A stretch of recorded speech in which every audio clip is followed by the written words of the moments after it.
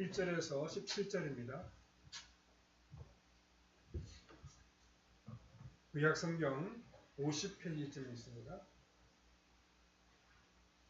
구약성경 50페이지입니다.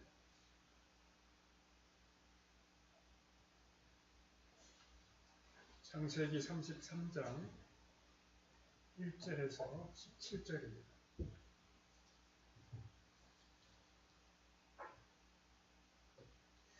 1절부터 같이 읽겠습니다. 야곱이 눈을 들어 보니 에서가 400명의 장정을 거느리고 오고 있는지라. 그의 자식들을 나누어 레아와 라헬과 두 여종에게 맡기고 여종들과 그들의 자식들은 앞에 두고 레아와 그의 자식들은 강함에 두고 라헬과 요셉은 뒤에 두고 자기는 그들 앞에서 나아가되 몸을 7번 땅에 굽히며 그의 형 에서에게 가까이 가니 에서가 달려와서 그를 맞이하여 안고 목을 어긋 맞추어 그가 입 맞추고 서로 우니라. 에서가 눈을 들어 여인들과 자식들을 보고 묻되 너와 함께한 이들은 누구냐? 야곱이 이르되 하나님이 주의 종에게 은혜로 주신 자식들이니이다.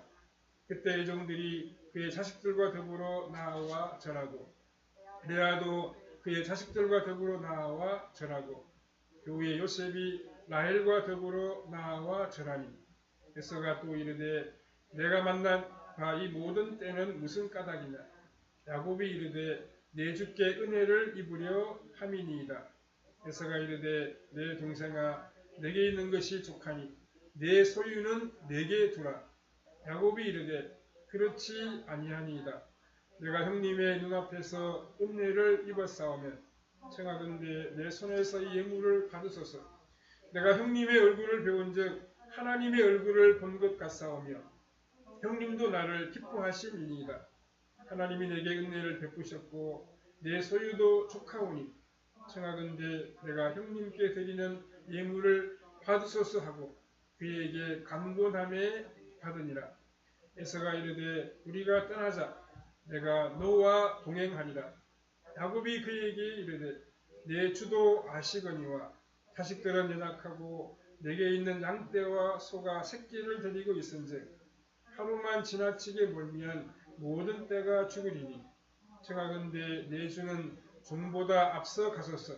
나는 앞에 가는 가축과 자식들의 걸음대로 천천히 인도하여 세일로 가서 내 주께 나아가리이다. 에서가 이르되 내가 내 종 몇 사람을 내게 머물게 하리라. 야곱이 이르되 어찌하여 그리하리이까? 바로 내 주께 은혜를 얻게 하소서 하며 이날에서는 세일로 돌아가고 야곱은 숫곳에 이르러 자기를 위하여 집을 짓고 그의 가축을 위하여 우릿간을 지었으므로 그 땅을 숫곳이라 부르더라. 여기까지 봤습니다. 오늘은 야곱과 에서의 만남이라는 제목으로 함께 말씀을 생각해 보겠습니다. 우리 인간의 삶은 만남과 헤어짐의 연속으로 되어 있습니다. 그래서 연말에 회자 정리라고 하는 그런 말도 있습니다. 우리는 이 땅을 살아가면서 끊임없이 다른 사람을 만납니다. 일 때문에 만나고 과거의 인연 때문에 다른 사람들을 만나기도 합니다. 우리는 또한 가족들과는 자주 만나게 됩니다. 그런데 어떤 사람은 만나고 싶습니다. 또 어떤 사람은 만나지 않으면 보고 싶은 그런 사람도 있습니다. 반면에 만나고 싶지 않은 사람이 있는 것도 사실입니다. 만나면 마음에 부담이 되는 그런 사람들도 없지 않아 있습니다. 야곱과 에서는 우리가 아는 것처럼 형제입니다.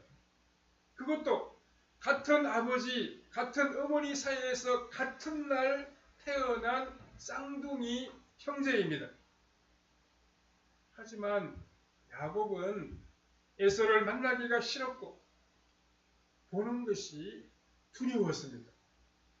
그것은 과거의 야곱이 장자의 권리를, 즉 큰아들의 권리를 얻기 위하여 어머니와 모의하여 형과 아버지를 속였기 때문입니다.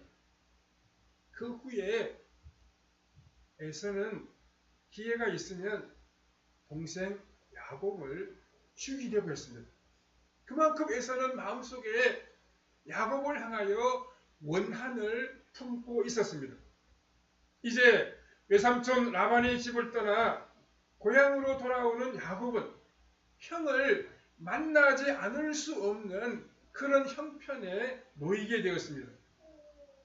오늘 본문에서 우리는 에서를 만나게 된 이 야곱의 모습을 보면서 오늘 주님께서 우리에게 주시는 교훈을 발견해야 할 것입니다. 첫 번째로 에서를 만난 야곱은 그에게 7번 절을 했습니다.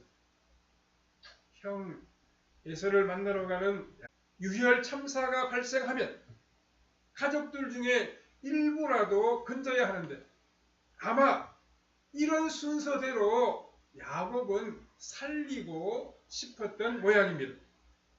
이것은 아직도 야곱의 마음속에 있는 극복하지 못한 불신앙의 흔적이라고 우리가 볼 수 있습니다.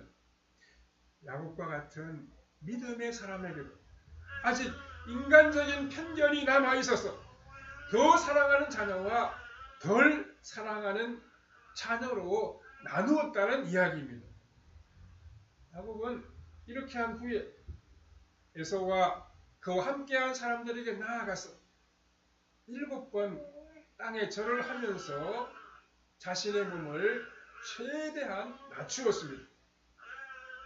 어떻게 보면 이것은 형제 사이의 예의는 아니었습니다. 이것은 왕을 맞이하는 신하의 자세이거나 아니면 항복하는 사람의 태도입니다. 형을 머리로 삼고 절대적으로 복종하겠다는 표시를 하는 것을 보면 단순히 신하의 자세를 취하고 있는 것처럼 보이지만 속으로는 완전히 재판을 받는 죄수의 심정이었고 실제적인 형편도 그러했습니다.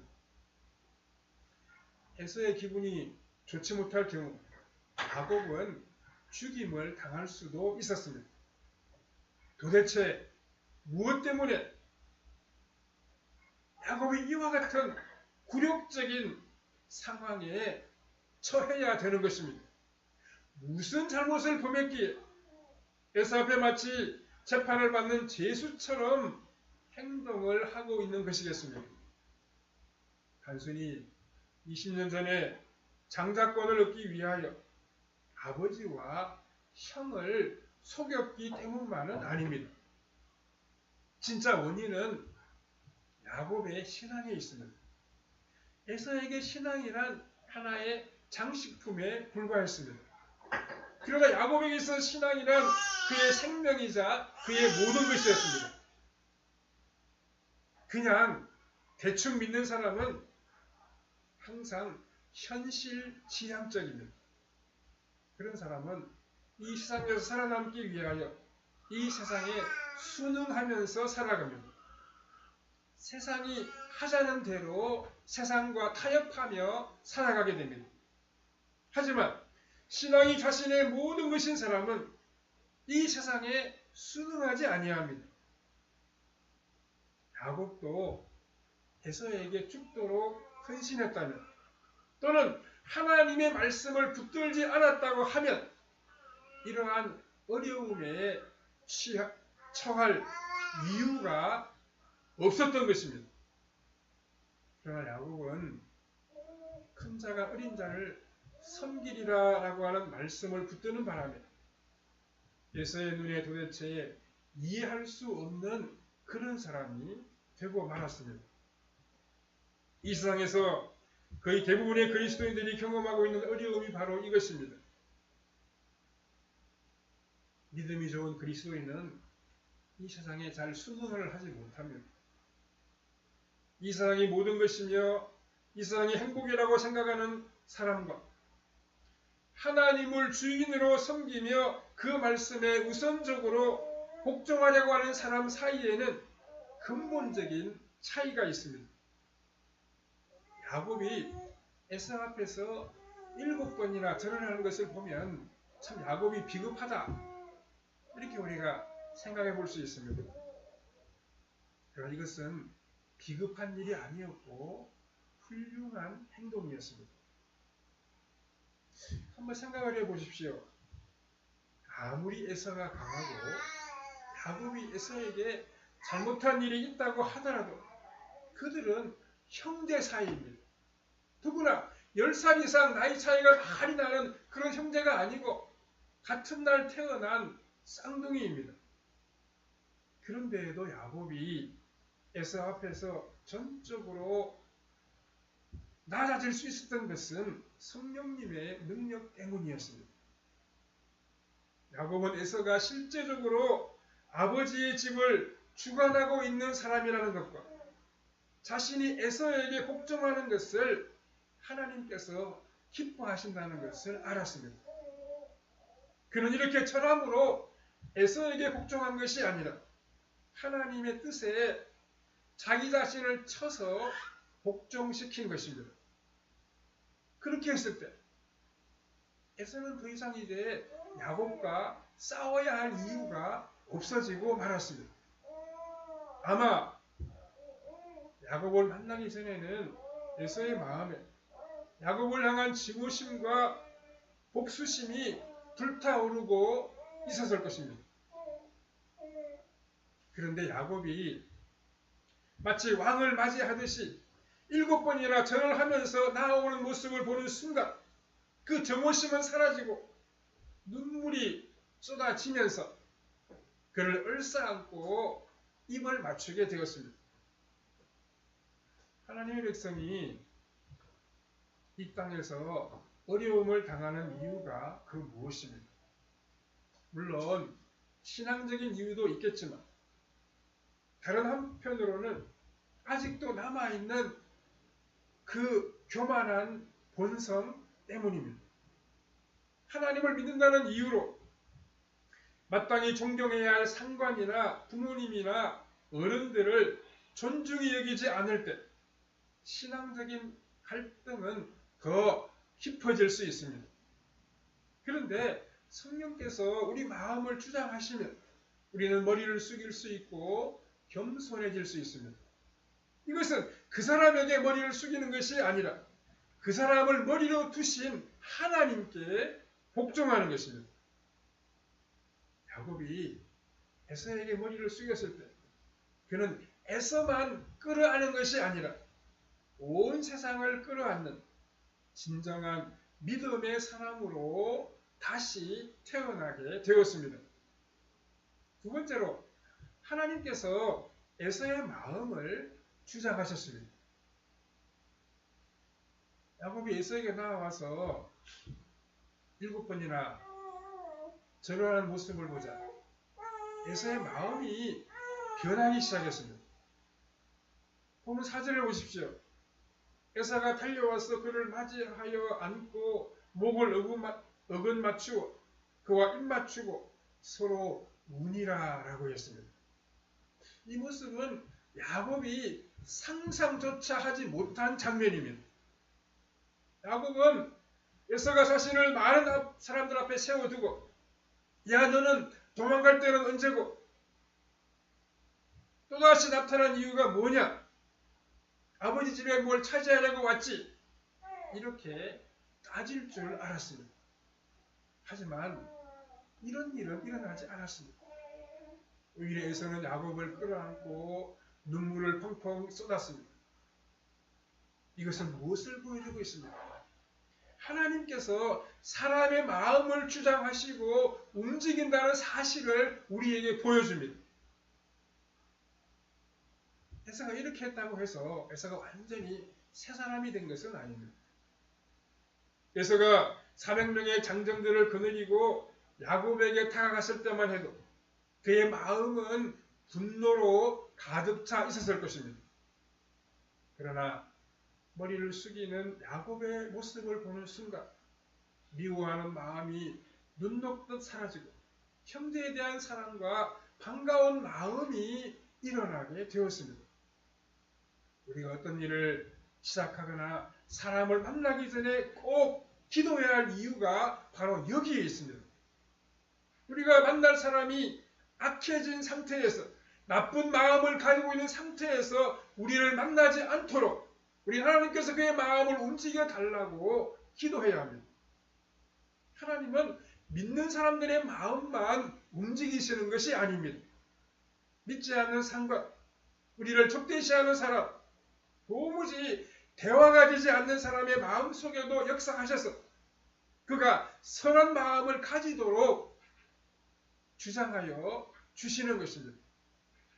5절을 보십시오. 에서가 눈을 들어 여인들과 자식들을 보고 묻되 너와 함께한 이들은 누구냐? 야곱이 이르되 하나님이 주의 종에게 은혜로 주신 자식들이니이다. 이렇게 기록하고 있습니다. 에서가 여기 있는 여인하고 아이들을 보면서 그 사람이 누군지 몰라서 물었겠습니다. 그 뻔한 사실 아닙니까? 중요한 것은 지금 에서의 눈에 이들의 존재가 들어왔다는 것입니다. 사람이 화가 나 있거나 욕심으로 가득 차 있으면 다른 사람의 형편이나 다른 사람의 모습이 눈에 들어오지를 않습니다. 오직 자신의 욕심이나 분노에 따라 행동할 뿐입니다. 하지만 하나님께서 개입하시니까 에서의 눈이 열리고 그의 마음이 열렸습니다. 더 나아가서는 중간에서 만난 가축들이 무엇이냐고 또 묻고 있습니다. 8절과 9절에 보면 에서가 또 이르되 내가 만난 바 이 모든 때는 무슨 까닭이냐? 야곱이 이르되 내 주께 은혜를 입으려 함이니이다. 에서가 이르되 내 동생아 내게 있는 것이 족하니 내 소유는 내게 두라 라고 말하고 있습니다. 에서가 이 모든 것이 야곱이 자기에게 줄 선물이라고 하는 사실을 몰라서 이렇게 묻는 것이 아닙니다. 그는 굳이 이런 선물을 할 필요가 없다는 뜻을 전하고 있습니다. 에서는 너를 만나는 것으로 이제 충분하다. 이렇게 말하고 있는 것입니다. 이렇게 말하게 된 것은 하나님께서 그 마음을 움직여 주셨기 때문입니다. 야곱도 이런 사실을 지금 깨닫고 있습니다. 10절에 보면 야곱이 이르되 그렇지 아니하니이다. 내가 형님의 눈앞에서 은혜를 입었사오면 청하건대 내 손에서 이 예물을 받으소서. 내가 형님의 얼굴을 배운즉 하나님의 얼굴을 본 것 같사오며 형님도 나를 기뻐하심이니이다.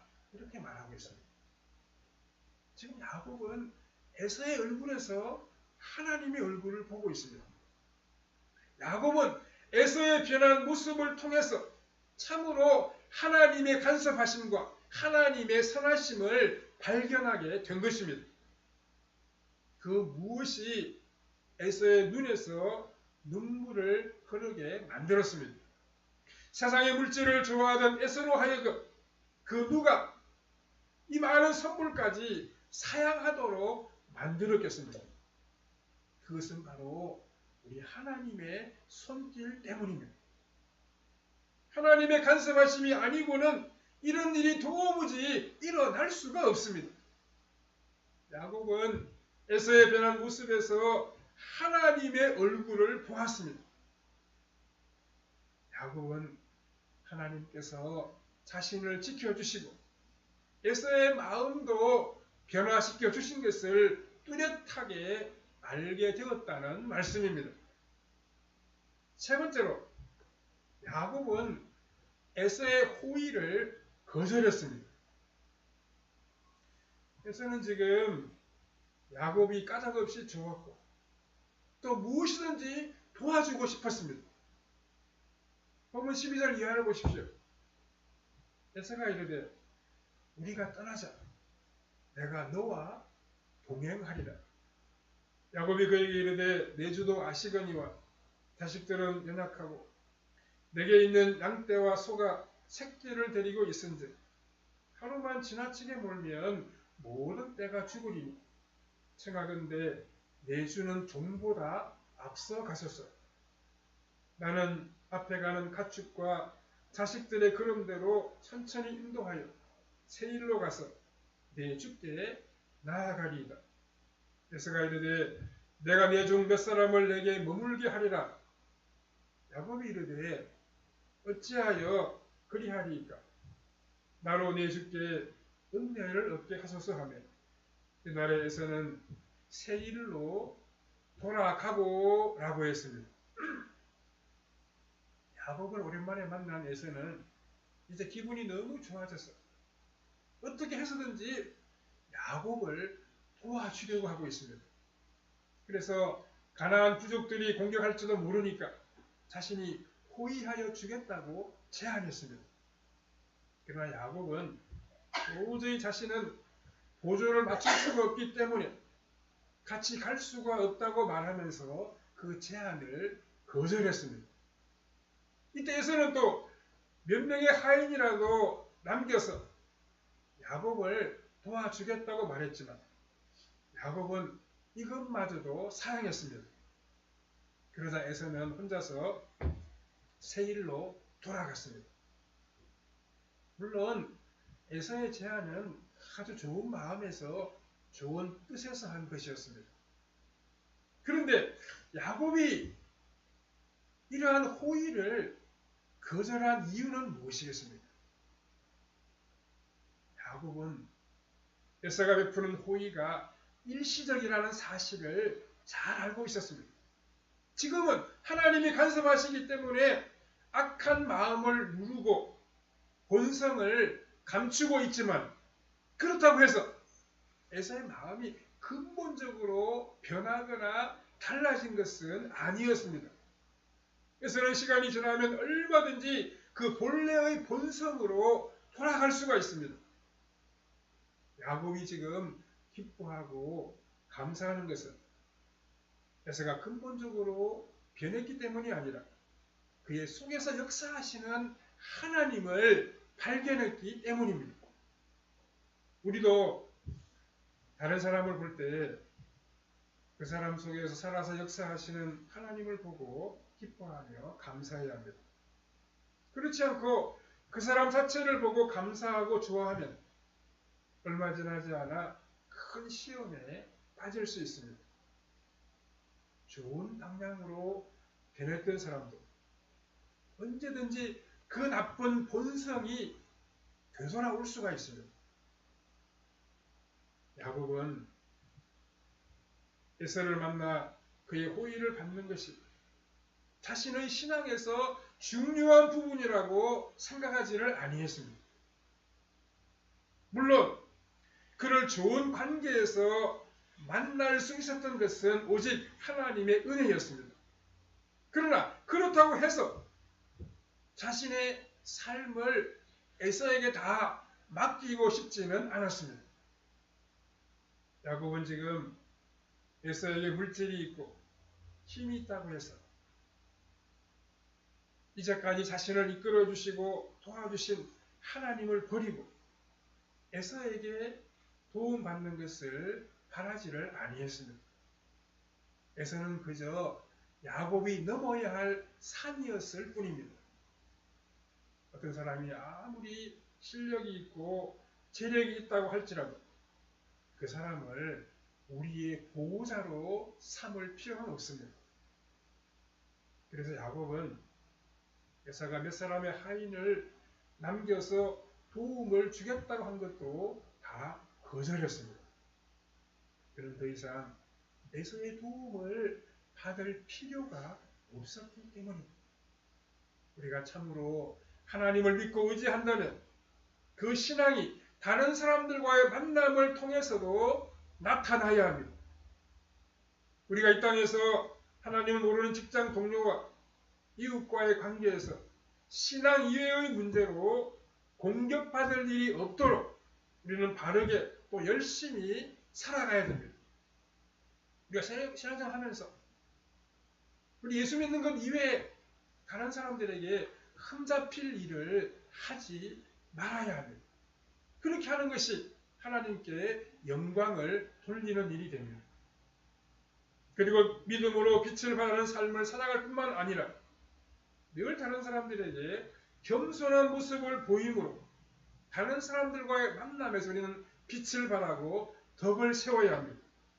구원과 은혜의 주님을 우리의 삶을 통해서 다른 사람들에게 나타내어야 합니다. 다른 사람을 대하기 전에도 기도하고 하나님의 도우심을 구함으로 우리의 만남을 통해 주님의 향기를 드러내는 성도님들의 삶이 다 되시기를 바랍니다. 기도하겠습니다. 사랑하는 주님, 은혜를 감사합니다. 오늘 야곱과 에서의 만남을 통해서 우리에게 교훈하시고 우리 가르침을 주신 아버지 하나님 참으로 감사합니다. 우리가 다른 사람을 만나기 전에 늘 기도하게 하시고 하나님의 구원과 하나님의 도우심의 손길을 의지하면서 살아가도록 은혜 베풀어 주옵소서. 우리의 대인 관계를 통해서도 하나님이 역사하시고 도우신다는 사실을 항상 기억하고 우리가 어떤 일을 시작하기 전에 어떤 사람을 만나기 전에 늘 기도하면서 하나님의 간섭하심을 바라고 소망하는 우리의 신앙생활이 되게 하여 주시옵소서. 예수님의 이름으로 기도하옵나이다. 아멘.